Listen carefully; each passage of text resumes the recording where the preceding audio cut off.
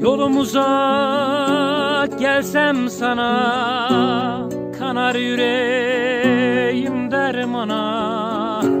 Sensin gönlümdeki yara, niyaz ettim ben Hızır'a. Düzgün baba sensin çarem, yüreğimdedir bu yarem. Yakıldım düşlerden edem, ağlar ağlar sızlarım ben.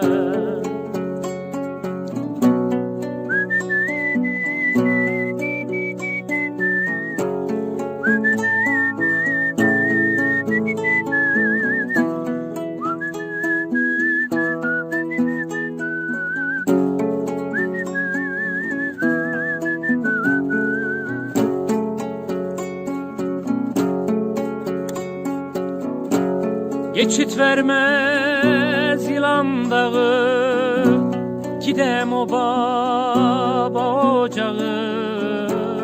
Duymaz oldu bu feryadı, içtim ben bu ağuları. Düzgün baba sensin çarem, yüreğimdedir bu yarem. Yakıldım düşlerden edem, ağlar ağlar sızlarım ben. Düzgün baba sensin çarem, yüreğimdedir bu yarem.